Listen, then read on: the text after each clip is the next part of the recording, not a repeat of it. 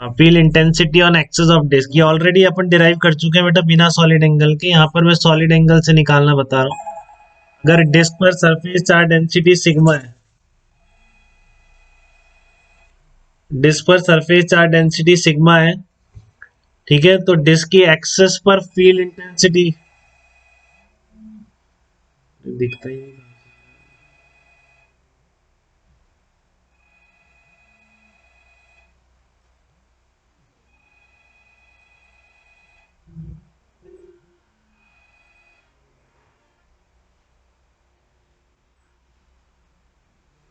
दिख ही नहीं रहा कहाँ से कौन आ रही है।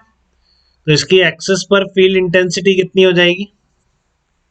ये आपने निकाल रखा, sigma upon 2 epsilon not 1 minus x upon under root x square plus are square, ये निकाला था बेटा हमने।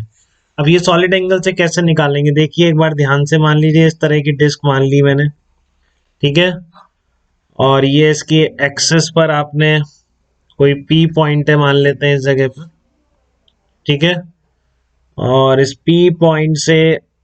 ये आपकी रेडियस कैपिटल आर है, ठीक है। अब आपको यहाँ पर फील्ड इंटेंसिटी लिखनी, यूनिफॉर्मली चार्ज है, तो यहाँ पर मैंने कुछ एरिया वेक्टर मान लिया जिसका area vector D A vector इधर होगा, और इसकी वजह से यहाँ पर फील्ड इंटेंसिटी की डायरेक्शन कुछ ऐसी होगी, देख रहे हो। इस एलिमेंट मान लिया, कुछ एलिमेंट जिसका एरिया कितना था, डी ए था, तो इस पे चार्ज कितना हो जाएगा, सिग्मा इंटू डी ए हो जाएगा। इस स्मॉल एलिमेंट की वजह से पी पॉइंट पर फील्ड इंटेंसिटी कितनी हो जाएगी, इसको मैं डी वेक्टर कह रहा हूँ, तो ये मैग्नीट्यूड ऑफ डी वेक्टर इसकी वजह से कितना हो जाएगा। अगर आपको पॉइंट चार्ज के कारण फील्ड लिखना आ रहा है तो आप बिल्कुल लिख पा रहे होंगे, ये डिस्टेंस आर है, ठीक है, के D Q upon are square हो जाएगा, और डी क्यू की जगह आपने रख दिया sigma D A upon are square रख दिया, ठीक है, के D Q upon are square K sigma into D A upon are square, ठीक है। तो आप देखो, आप इसको यहाँ पे एंगल मान लो थीटा है, ठीक है, ये थीटा है तो फिर ये भी थीटा हो, इस तरह का थीटा एंगल है, ठीक है। तो ये आपका डी वेक्टर, आप देखो आपके दो कंपोनेंट आ रहे हैं, एक साइन थीटा आ रहा है आपका, magnitude of D sine theta, और magnitude of D cos theta आ रहा है आपका, ध्यान से देखिए बेटा,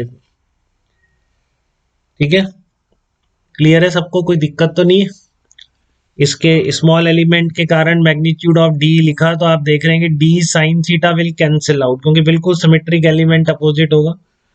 तो all magnitude of D sine theta will cancel out, D sine theta तो कैंसिल आउट हो जाएंगे, सिमेट्री से या कैसे भी आप बोल सकते हैं, ठीक है ना, कि इस एलिमेंट का पक्का मिरर इमेज दूसरा मौजूद है, वो कॉस साइन थीटा वाले कंपोनेंट को कैंसिल कर देगा। तो basically magnitude of field intensity on the axis कितनी आएगी, यही आएगी क्या, इंटीग्रेशन डी कॉस थीटा, बताइए। तो मैग्नीट्यूड ऑफ ये लिख दो आप, कितना आया, k sigma D a cos theta upon are square,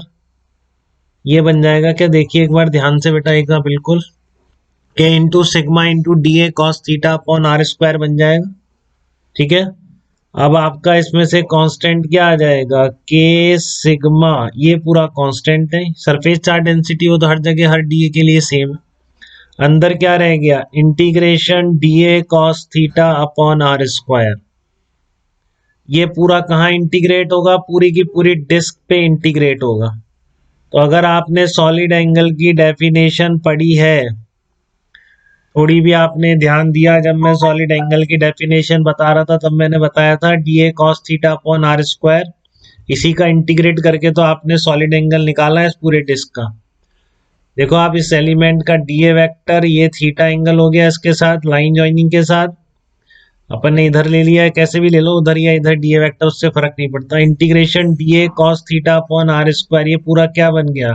ये पूरे को मैं लिख सकता हूँ क्या, this is solid angle subtended by the disc at the point p, ये क्या बन गया, is solid angle subtended by disc at point p, यही होगा क्या डेफिनेशन से, जो सॉलिड एंगल की डेफिनेशन है, integration d a cos theta upon are square. तो अब आपको ये याद है तो लिख दो उठा के बस। कितना के कितना है आपका 1/4 पाई एप्सिलॉन नॉट, तो sigma upon 4 pi epsilon not. ये आपका ओमेगा की जगह आप क्या लिख दोगे, ओमेगा की जगह लिख दोगे 2 पाई 1 माइनस कॉस थीटा रख दोगे, कॉस फाई कर दोगे, कॉस फाई। ये आपकी डिस्क थी ना, तो ये वाला एंगल फाई ले रहा हूँ। फाई कौन सा होगा, पूरा सॉलिड एंगल निकालना है तो 2 पाई 1 माइनस कॉस थीटा का ये वाला फाई ले लिया। ठीक है, अब कॉस फाई की वैल्यू आप उठा के रख दो, कितनी आएगी। ये डिस्टेंस पे मान लो एक्स डिस्टेंस पे था ये पॉइंट, तो X upon under root x square plus are square आ गया। बताइए, ये आपका वही फार्मूला दिख रहा है कि नहीं दिख रहा है आपको, sigma upon 2 epsilon not 1 - x upon under root x square plus are square. ठीक है, तो इस तरीके से सॉलिड एंगल की डेफिनेशन से भी आप बहुत जल्दी ये डिस्क की एक्सिस पर फार्मूला निकाल सकते हैं, बट बोर्ड में नहीं लिखेंगे इसको बिल्कुल भी। बोर्ड में आप बिल्कुल डेरिवेशन वैसे ही करेंगे रिंग्स मान के। ठीक है, बट आप सॉलिड एंगल के और एप्लीकेशन के थोड़ा क्लोज आ गए हैं, इस तरह का कई बार यूज हो सकता है सॉलिड एंगल का फंडा। ठीक है, तो यहाँ तक कोई दिक्कत बेटा किसी को तो मुझे बताइए।